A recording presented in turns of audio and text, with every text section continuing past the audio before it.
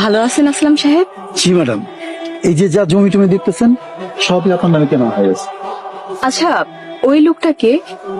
রাজু বিভিন্ন ক্ষেত খামারে কামলা দিয়ে খায়। আজকে আমি ওরে ক্ষেতের আগাছা পরিষ্কারের জন্য রাখছি। আচ্ছা, তাহলে ওনাকে একটু ডাকেন। হ্যাঁ রাজু, এদিকে আয়। জি কাকা। উনি হচ্ছে ম্যাডাম, এই পুরো জমিটাই ওনার নামে কেনা হয়েছে। সালাম আলাইকুম ম্যাডাম। ওয়ালাইকুম আসসালাম। আপনার কি কোনো সমস্যা? না তো ম্যাডাম, কোনো সমস্যা নাই। তাহলে আপনি নিচের দিকে তাকিয়ে আছেন কেন? পর্দা করতেছি ম্যাডাম। পর্দা করছেন মানে? পর্দা করা ফরজ। আল্লাহ তাআলা নারী পুরুষ দুইজনকে পর্দা করতে বলছেন। নারীদেরকে বলছেন তোমরা তোমাদেরকে ঢেকে রাখো, পুরুষদেরকে বলছেন তোমরা তোমাদের দৃষ্টি সংযত রাখো। তাই নারীর জন্য যেমন পর্দা করা ফরজ, পুরুষের জন্য দৃষ্টি সংযত রাখা ফরজ। আপনি আমার জন্য বেগানা নারী, তাই আপনার দিকে তাকাইতেছি না, কিছু মনে করেন না ম্যাডাম। হ্যাঁ রাজু, তোর কি মাথা খারাপ হয়ে গেছে? উনি আমাকে ম্যাডাম, তুই কারে কি কস?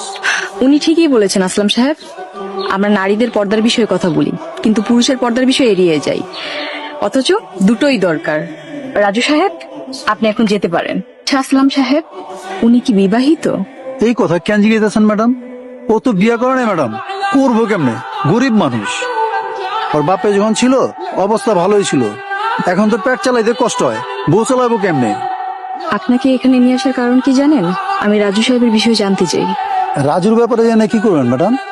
আমি ওনাকে বিয়ে করতে চাই। আপনি এসব কি করতেছেন ম্যাডাম? আপনি এত বড় লোক, এত সহায় সম্পত্তির মালিক হয়ে সামান্য রাজুরে বিয়ে করতে চান? আসলাম সাহেব, মানুষ কখনো সামান্য হয় না। আর আমি ওনাকে যতদূর দেখেছি, উনি অনেক নম্র, ভদ্র, অনেক ধার্মিক একজন মানুষ। সত্যি কথা বলতে আমি মনে মনে ঠিক এরকমই একজন মানুষ খুঁজেছিলাম। আপনি ভাইবা বলতেছেন তো ম্যাডাম? হ্যাঁ, আমি ভেবেই বলছি। কিন্তু এই বিয়ে তো সম্ভব না। কেন সম্ভব নয়? কেন? আপনি তো বড় লোক, রাজু বড় লোক পছন্দ করে না। বড় লোকে কি সমস্যা? তা জানি না।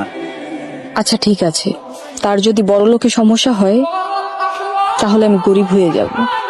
এইসব কি করতেছেন ম্যাডাম? আমি তো কিছুই বুঝতে পারতেছি না। সেটা কালকেই বুঝতে পারবেন। আপনি তাহলে এখন আসেন। জি ম্যাডাম, আসসালামু আলাইকুম। ওয়ালাইকুম আসসালাম। আসসালামু আলাইকুম কাকা। ওয়ালাইকুম আসসালাম। কি রে রাজু, আজকাল না তোর টাকা দেওয়ার কথা, টাকা কই? দিতাছি। এটা তুই কি দিতেছস?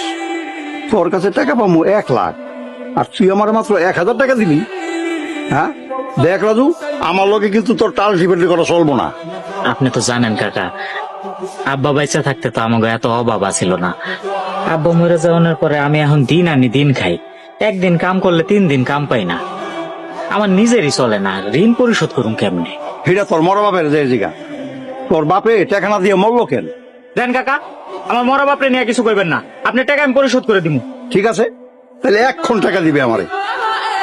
এখন কেমনে দিব? এখন তো আমার কাছে কোনো টাকা নাই। টাকা যদি না দিতে পারোস, তাহলে এই ভিটা বাড়ি ছেড়ে দে।